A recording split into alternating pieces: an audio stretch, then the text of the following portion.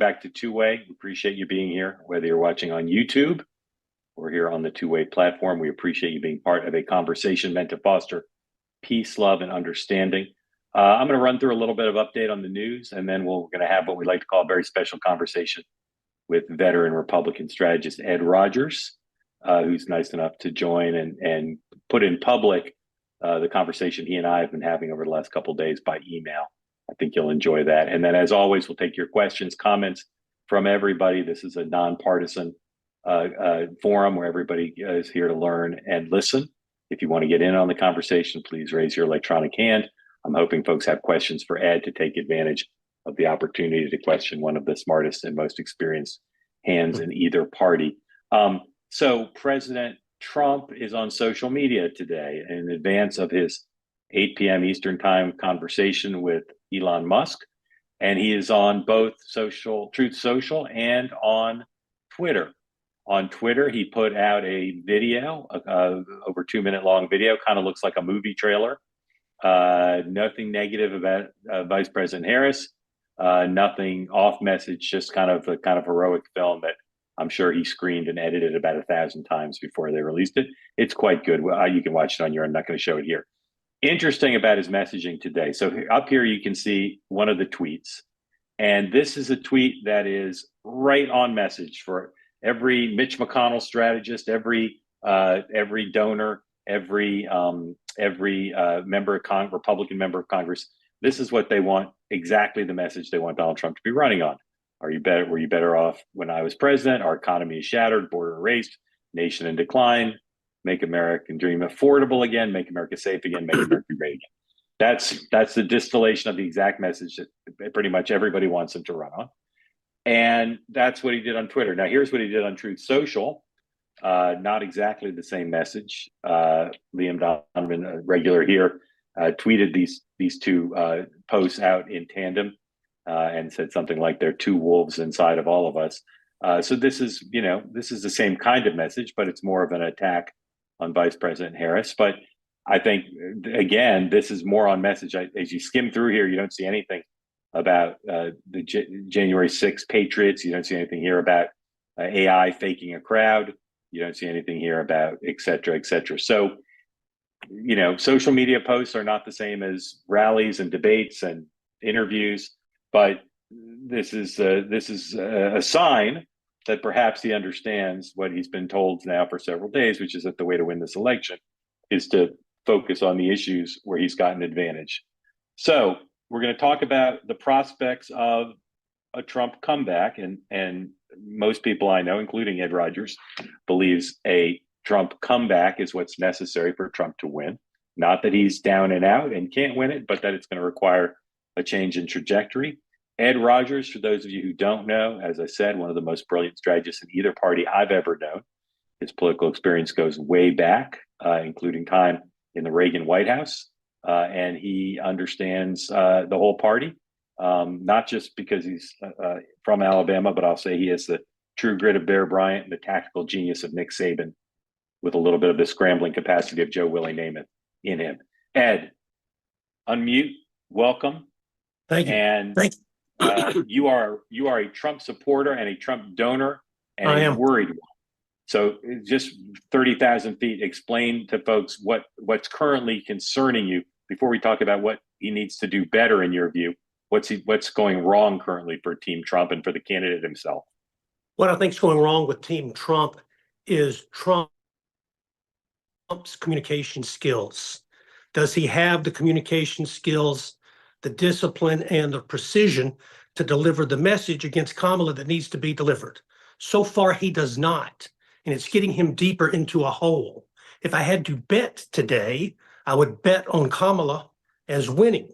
I don't know if Trump has it within him to get back and to put some lead on the target, as Haley Barbour would say, for inflation, immigration, crime, our cities, the things that we know are salient political issues. So far, he's not even close. He hasn't had a good message day since before his speech at the convention. So let's say you were brought into the campaign and they said, Ed, we want you to be the traveling chief of staff and we want you to sit with Trump, and he'll check with you before he tweets. He'll talk to you before the rallies. It's obviously a complicated thing, and most people who've been in that role or something like it with Donald Trump, whether it's Sean Spicer or Hope Hicks or Steve Bannon, they say, you know, you can say anything you want to him. He's going to do what he's going to do. So, what would you say to him if he brought you on the road with him? How would you try to explain to him what he needs to do and to convince him to do it? I'm sure there's no magic language. Trump has got good people. He's had good people. They know this is a problem. His discipline is a problem. I think it's gotten worse, if that's possible. I don't think I would have any magic words about, hey, boss, we are not doing well here. Hey, boss, this hurt us a lot. Hey, boss, this really distracted from our message. I don't know if he has, you know, all good politicians have sort of an anti-staff instinct or impulse from anti-handler impulse from time to time. And maybe Trump just does the opposite of what he's told out of some psychological need. It's beyond my understanding. Would As you to say why he that makes he's it got? hard on himself. Would you say he's got to completely stop talking about January 6th, about the stolen election, about the fake AI crowds, or that's part of his brand? He just has to make it a subsidiary to the more disciplined focus on the issues. Talking about things that are harmful for his candidacy need to stop. He needs to focus on what this election needs to be about in terms of what people care about. It's not hard to see what those issues are. And he can't articulate he can't articulate what her challenges are without revealing his own. And he reminds people of what people don't like about Trump or what they think is inadequate about Trump when he goes on these wild tangents and said these wacky things. The AI crowd conspiracy, you know, was J.D. Vance, did he have to defend that today? Was that part of the campaigns being on the back foot today? Or are Senate candidates out there, GOP Senate candidates, are they supposed to get on board with that? I mean, he puts everybody in a hole.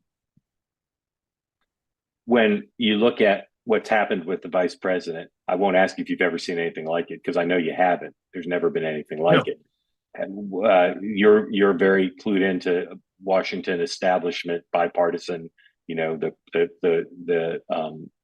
political class. How surprised are you and are people you talk to about how well she's done? Or do people just assume it's because she's not, you know, she's just on prompter and that's easy? Or is she exceeding people's expectations? Here again, the Alabama football metaphor, the defenders have sort of fallen down. And so she's running in the clear. She's on the teleprompter. She's got a very limited word count every day, certainly of much of anything new and certainly nothing that's unscripted. But hey, good for her. You know, she's taking advantage of the card she's being dealt. Nobody challenge her. And the Republicans, we can't just whine about that. We need our candidate to take our message forward and to challenge her, to get her on some of his turf for a while. It's the media, the same people that cover for Biden are covering for her, but that's not new for Republicans. He's got to change the game. He's got to change his game.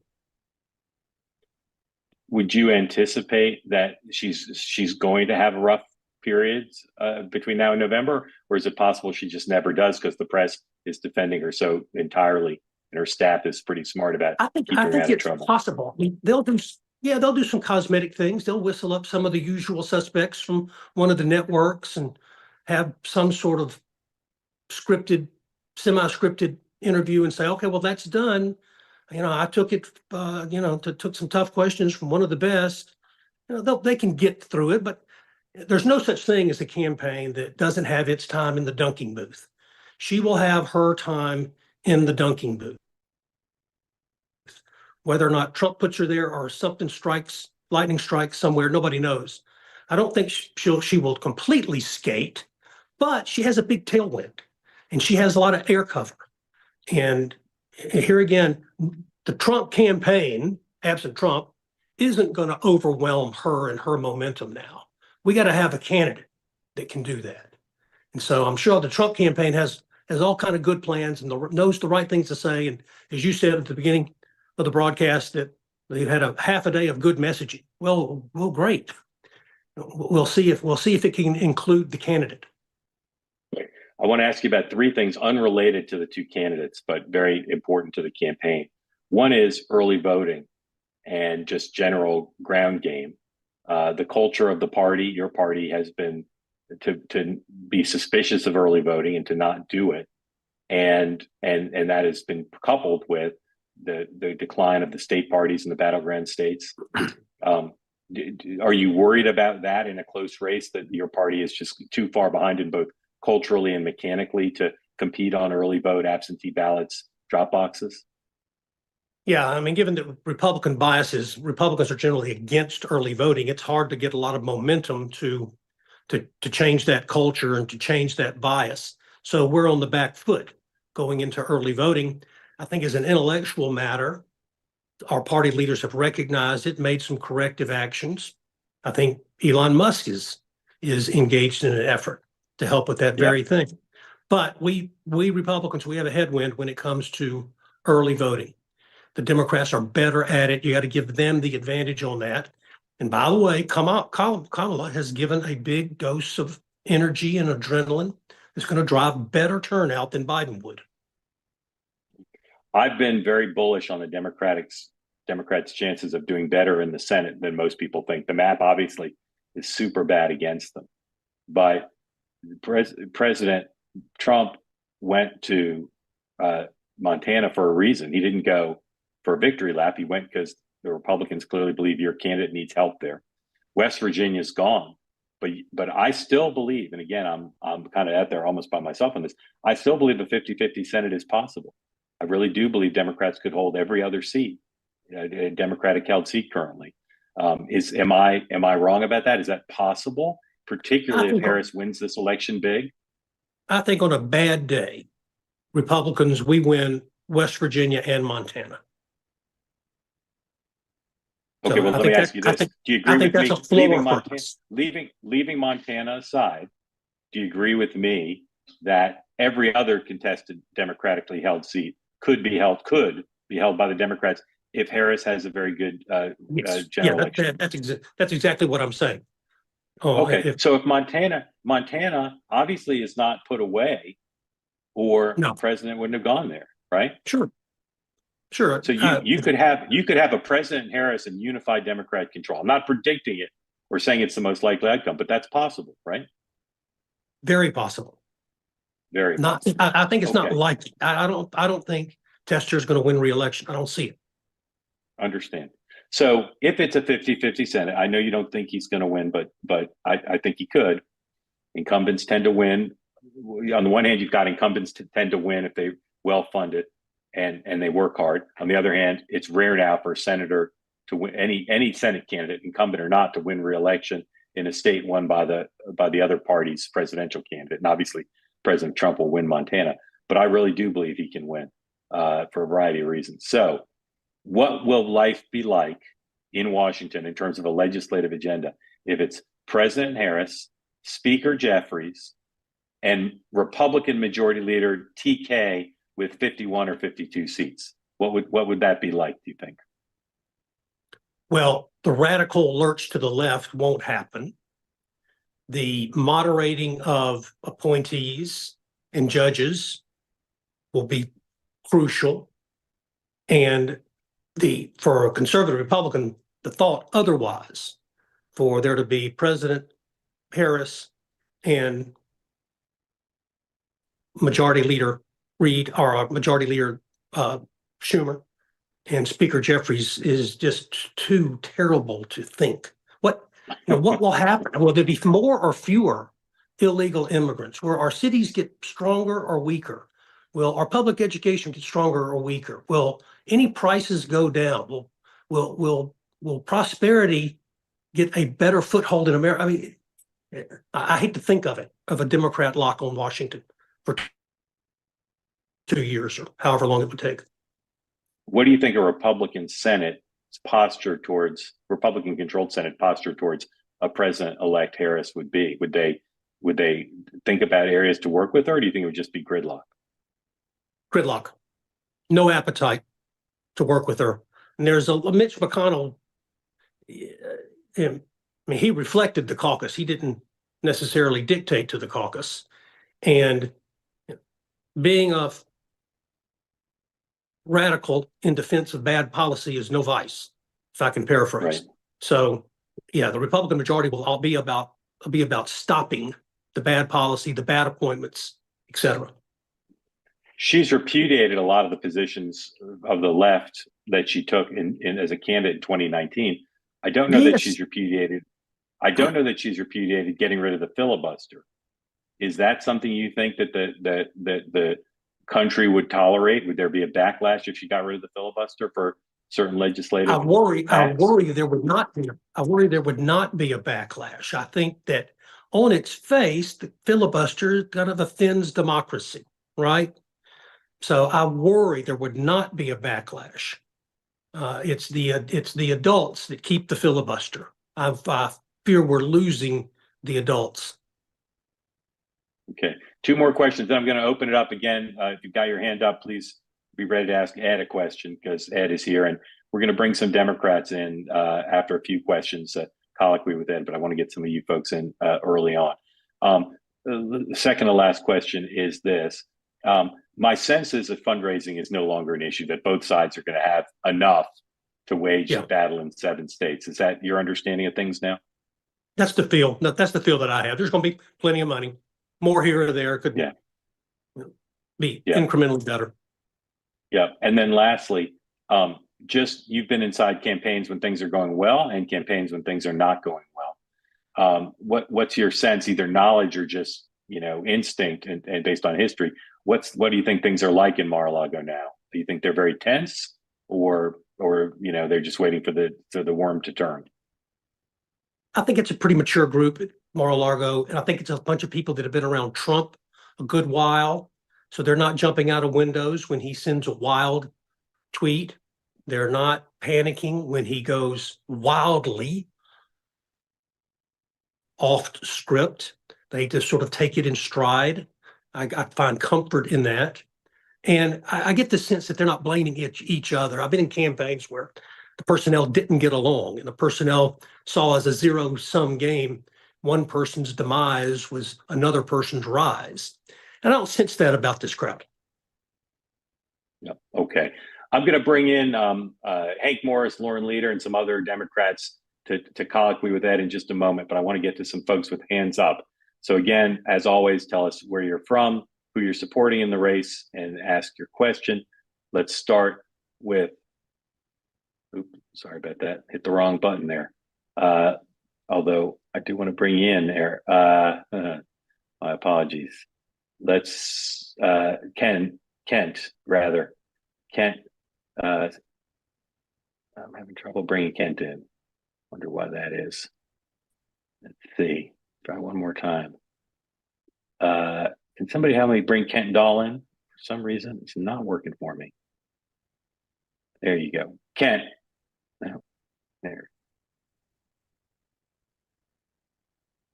There's Kent. And I'm going to get you to unmute, Kent. Bring Ed back. Bear with us, folks, while we bring Ed back. Kent, go ahead and ask your question. There's Ed. Thank you for help. Kent, go ahead. Thanks. Remind everybody who you are, where you're from, who you're supporting. Thank you, Mark, for the program. It's really informative. I am from Atlanta. I did not vote for president in 2016 or 20, but this year I am voting for Trump. I think, as Ed explained, 4 more years of Harris Democrat policies will be not good for the country. And my question is, well, one statement. I think obviously Harris has right this moment.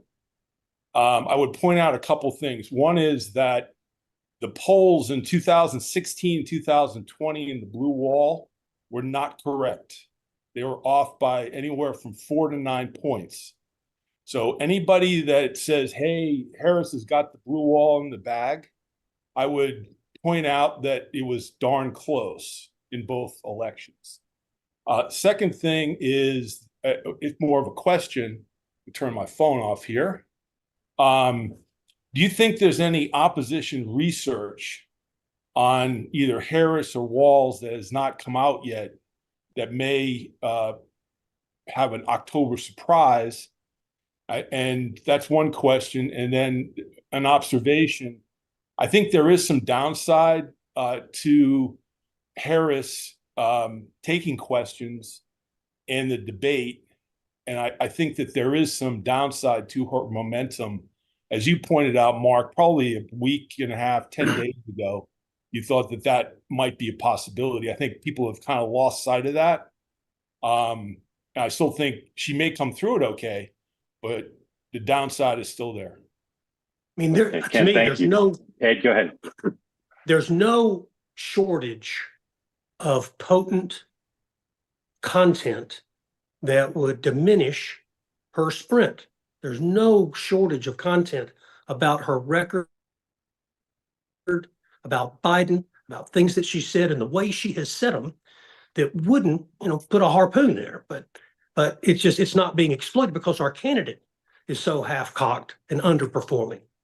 So, like I said, there's a lot of good, truthful, matter-of-fact contact about the Biden record, the Biden administration, about the border, about her record in the previous posts that she's had, just being a stereotypical liberal that could be effectively utilized. And the clock is ticking. We're losing time, we're losing momentum, and the daily news challenge is in 100 percentile going against Trump. Ken, thank you. Appreciate it. Come back often. Wendy, tell everybody Yes. where you're from, who you're voting for, and ask. Go ahead. I'm from northern suburb of Minneapolis, and I am voting for Donald Trump. I did vote for Amy Klobuchar in one election. I will not again. I love listening to Meghan McCain. It's like my politics are almost identical to hers. What I would like to share is just the polls.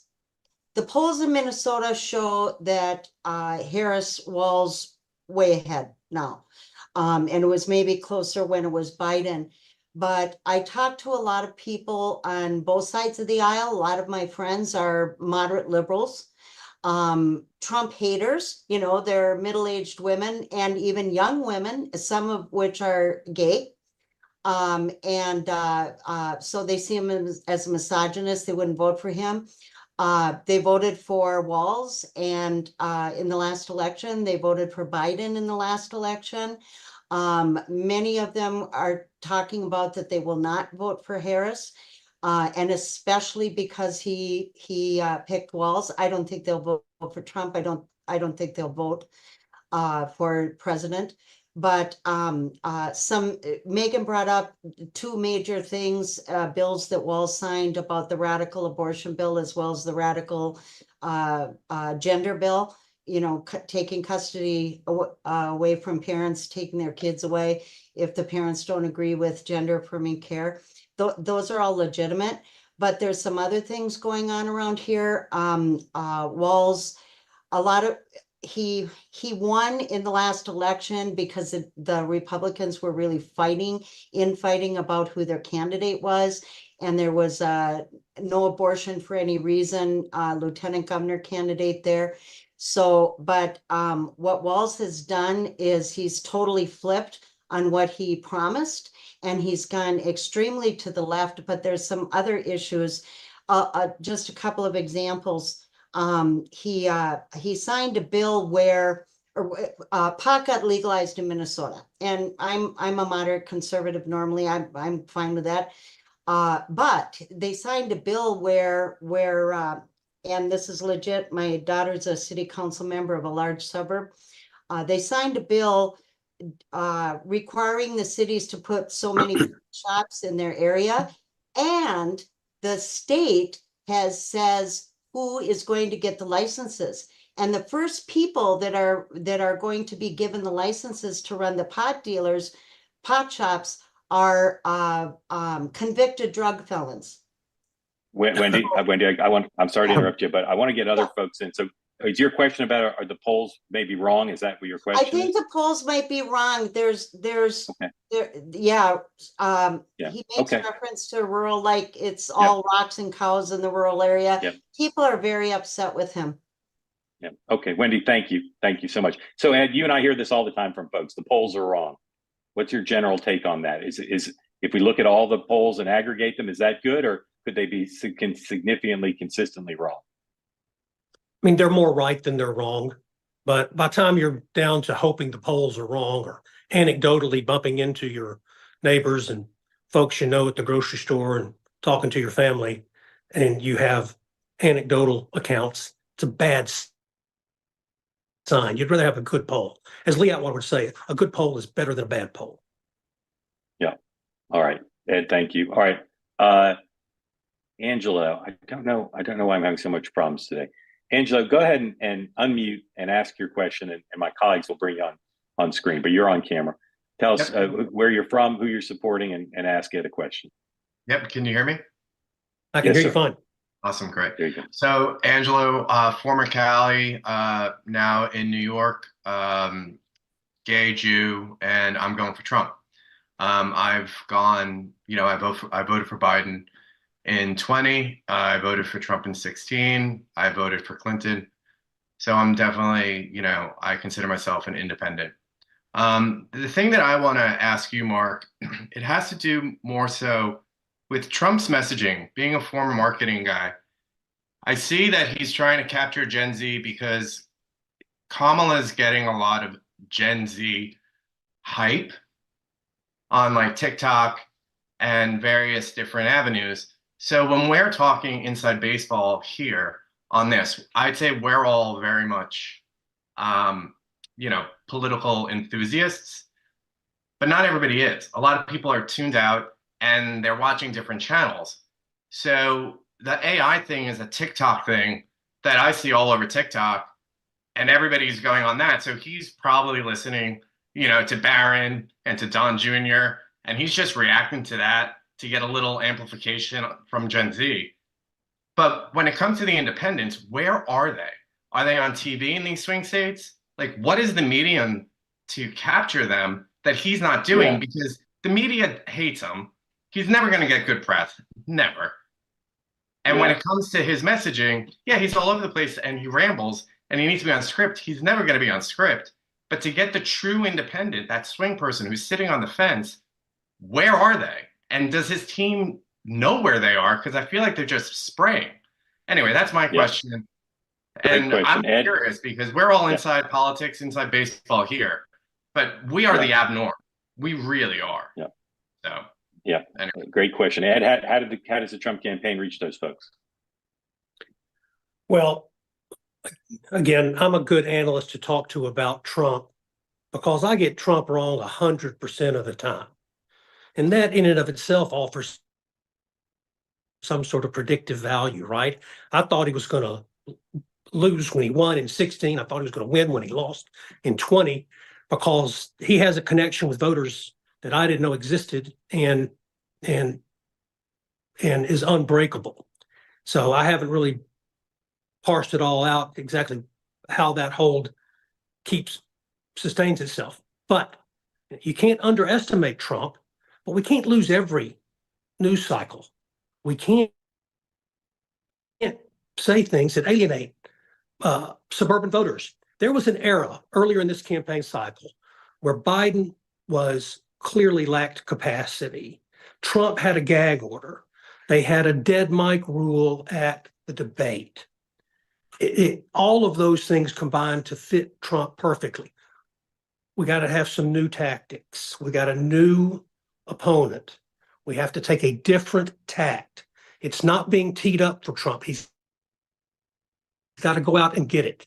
He's got to win it. Start with his base, but he's still got to build that base. Okay, Ed, thank you. All right, I brought in three great Democratic strategists, Lauren Leader, Jerry Austin, Hank Morris, to engage in a conversation with Ed, who's used to dealing 3-on-1, so he'll be fine. You guys ask away. Lauren, you first, whatever you want to ask Ed, or annotate what was said, up to you. I mean, I agreed with almost everything Ed's had to say. I mean, the only thing I disagree with is that I just think Americans aren't going to care that much about the filibuster. So I think we'll see what she decides to do. I'd be surprised if she deviates from Biden on that. And I also think she's going to be under enormous pressure to pass some progressive legislation, especially around protecting abortion rights and some other issues. So I suspect they will try to push to kill the filibuster. I also just wanted, some folks in the chat were asking for a little bit of a fact check, just really quickly. You can look it up, but the Minnesota bill did not exactly do that. It just created a priority system for people who had been convicted of pot related offenses, and then the rest was via lottery. So not exactly correct, but understand the premise.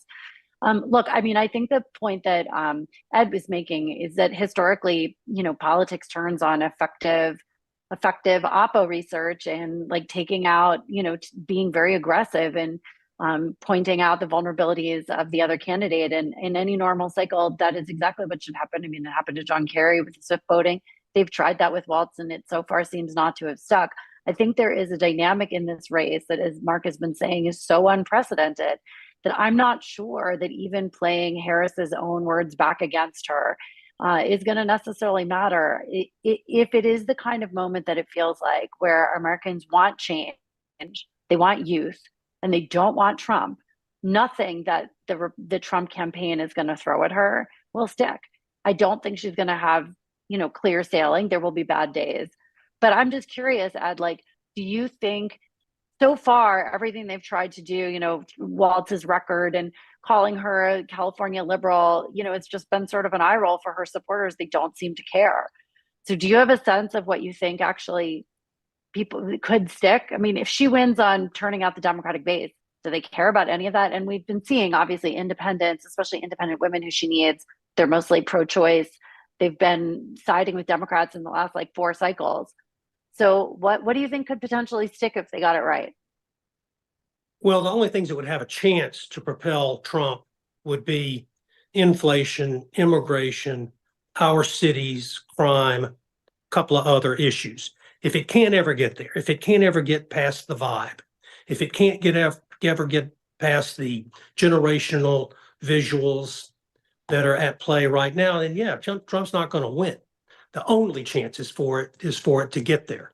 And here again, I opened by saying if I had to bet today, I would bet against Trump. I worry that he does not have the skill set to get it there. Something dramatic has got to happen within him.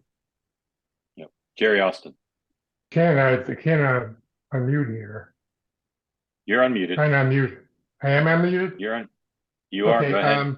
I want to remind everybody of what Alex Castellanos has continued to say, that the one person that could beat Trump is Trump. Trump is a political junkie, not the junkie in terms of being interested in politics, the junkie who's a user, who's an addict. His people can't control him. I don't care. They can write a script if they allow him to go out there without it being orchestrated. He's mentally ill. He's overstayed his welcome. And what's happened is, with Biden out of the race, those people who have been called the double haters now have one person gone, and the other person they hate is still there. They're dead in the water unless something happens, and it might, that hurts the campaign of the Democrats. But this guy's nuts, and everybody refuses to acknowledge that. He gets bad press. Why? He deserves it.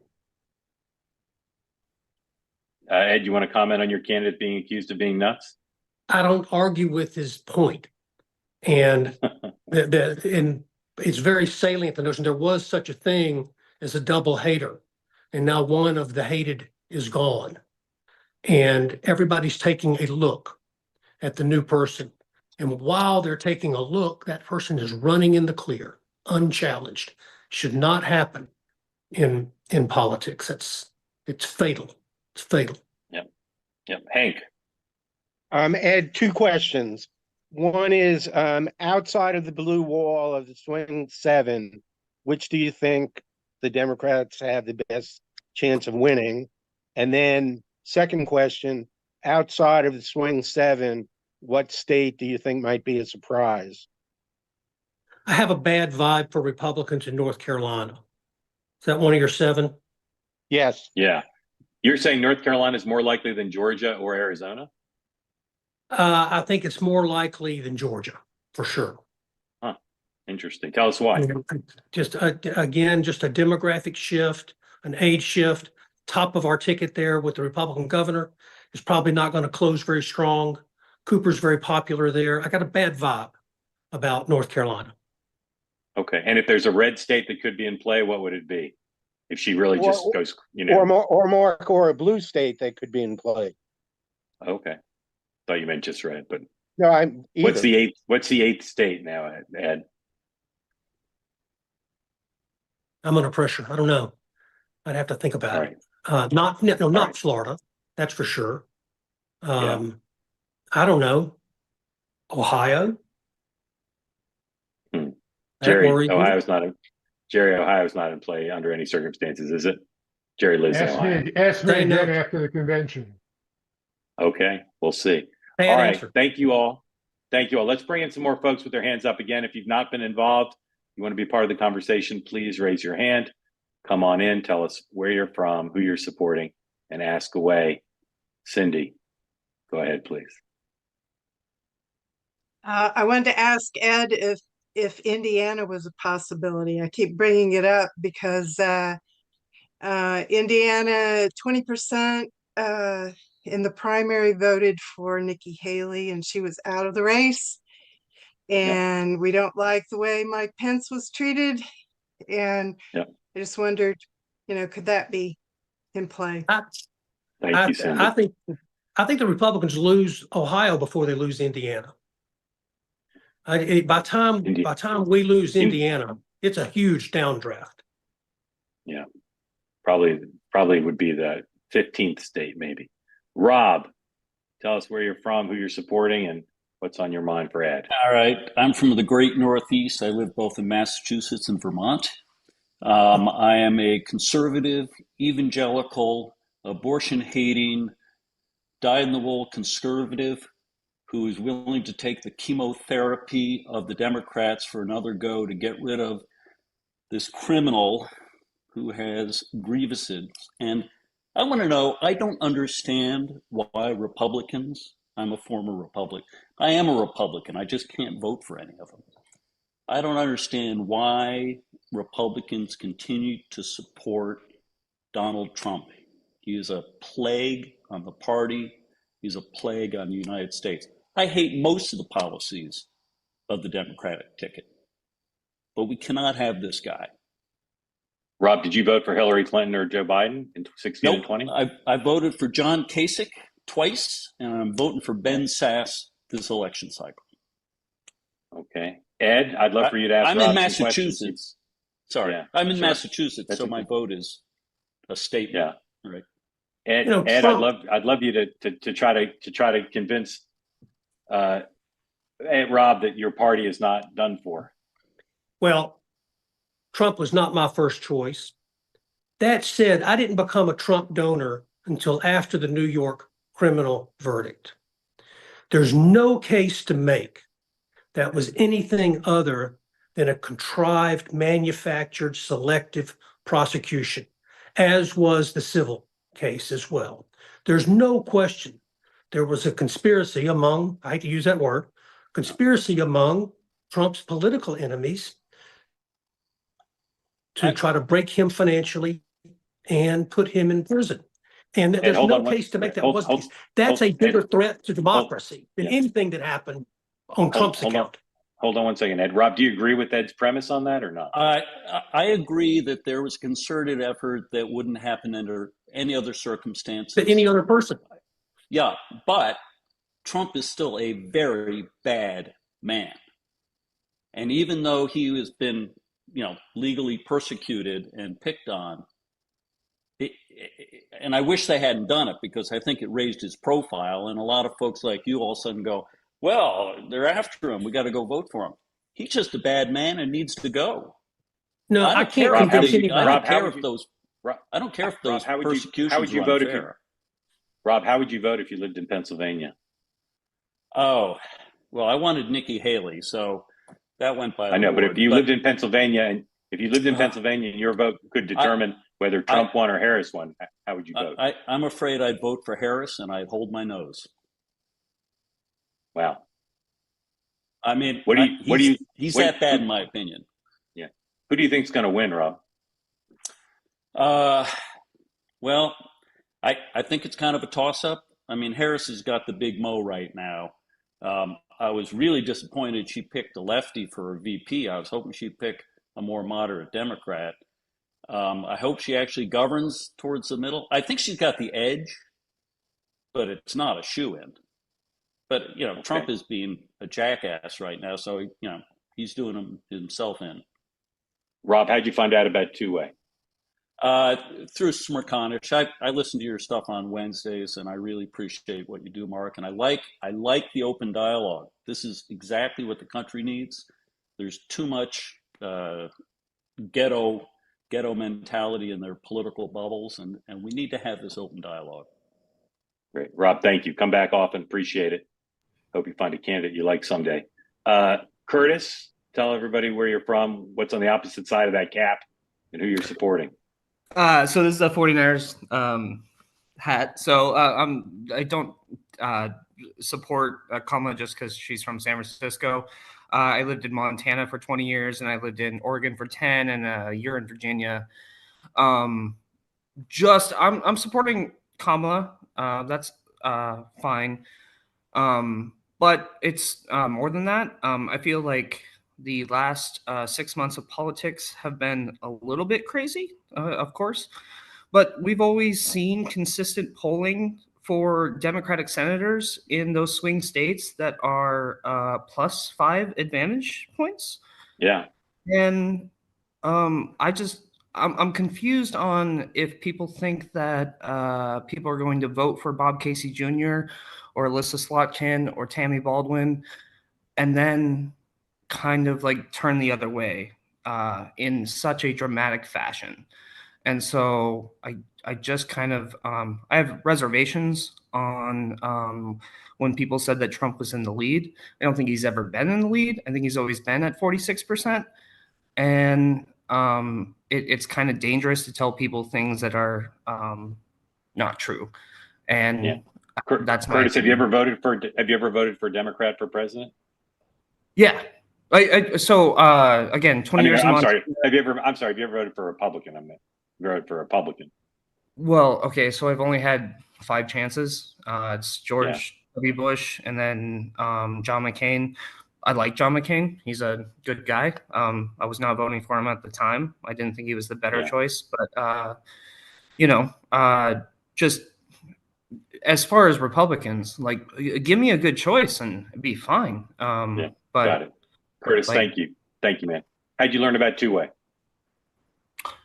That was on YouTube about a half an hour ago, and then you guys were talking, and this is just fun to talk about you. So, thanks for joining.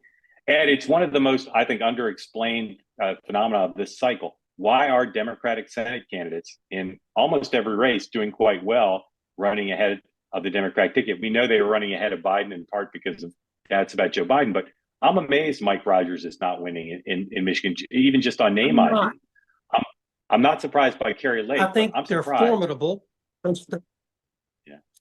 I'm not demoralized by that. I'm not panicking yet. It's early for Senate campaigns. Yep. Those really are post-Labor Day deciding elections. And those campaigns really haven't engaged yet with the voters they're going to need to engage with. So I'm not worried about that. And like Sherrod Brown, he's a formidable. These candidates are not. They got a lot of real estate they got to cover, and the calendar's bad for them and all that. The map is bad for them, but these are formidable Democrats, and it's early. I don't feel any of them, except for maybe Kerry Lake, are cooked. I think that they are on paper all good, but a lot of them, when they faced opposition research, have not done well.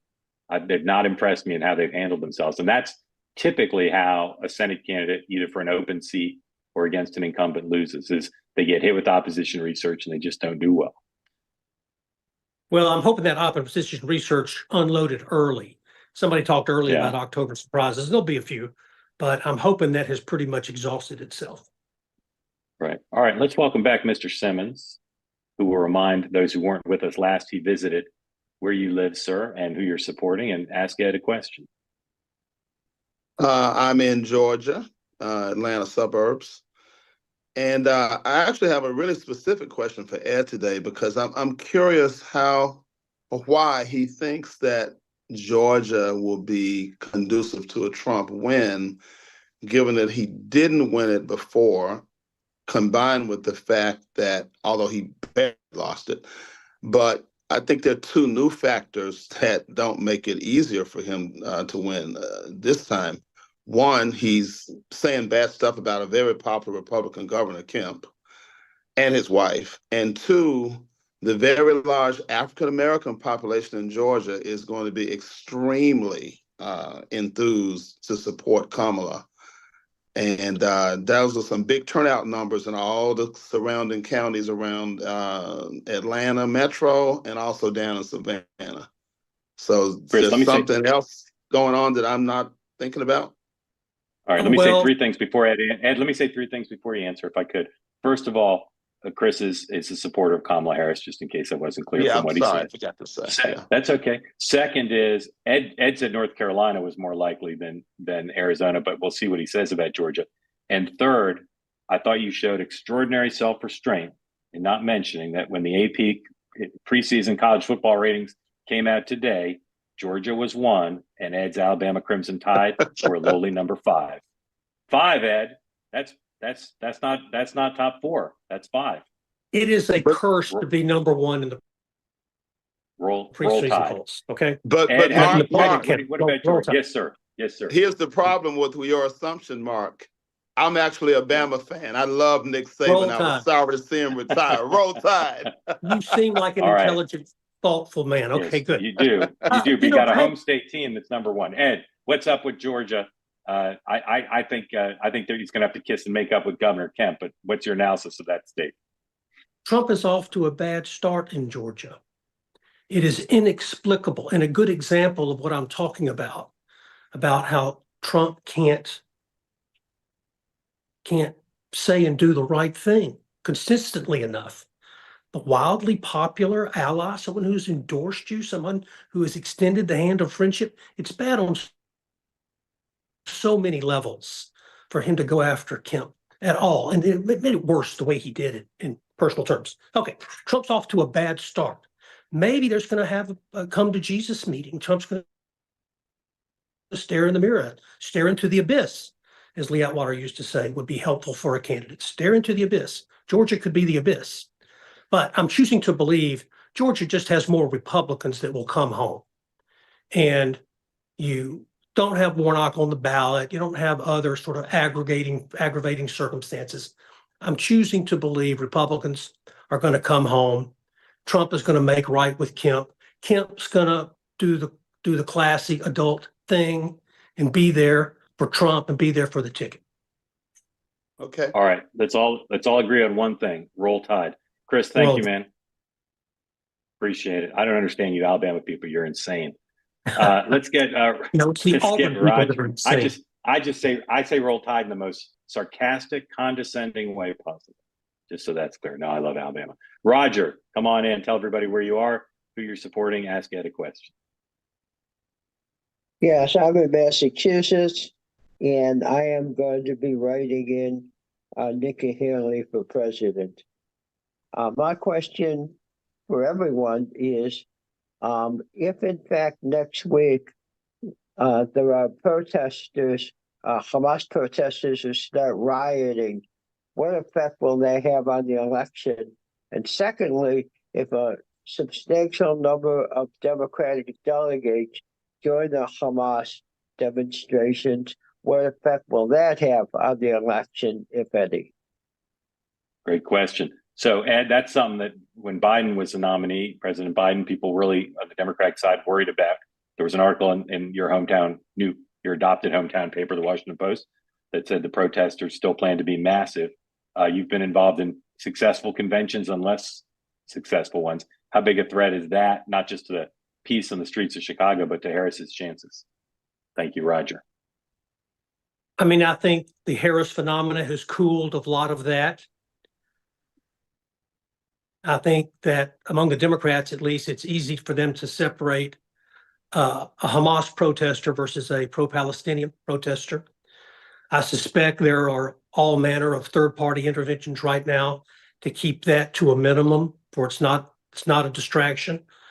At some level, the people that are pro-Palestinian in the U.S. know that they're better off with Kamala than they are with Trump. There's no question about that. So I think all that will combine to probably make it more manageable, less of a distraction. And I think the media sort of lost their appetite for a distraction. I mean, they want to be all about Kamala and what Kamala's doing and saying, and not what's going on in some park. Yep, I agree with that. All right, we're going to stop there for a couple reasons. First of all, Ed, so generous with your time. Appreciate all the questions you got, including from Lauren and from everybody else. And want to yield back a little bit of time to you, but thank you for making time. We're also stopping because I got to go play bingo with my son. So we'll see you tomorrow. We'll see you tomorrow at 9 a.m. Eastern time on the morning meeting with Sean and Tim and myself, and hopefully a bunch of you all. And I'll be back almost certainly tomorrow night. We'll be talking about Vice President Harris's rollout of her economic agenda and whatever happens tonight with Elon Musk and Donald Trump. And we'll see how on message he is, which seems to be a big part of everybody's interest right now. Thank you for making time, Ed. Again, very grateful to you for making time. Roll Tide. Thanks. I'm glad it worked out. See you all at 9 p.m. tomorrow.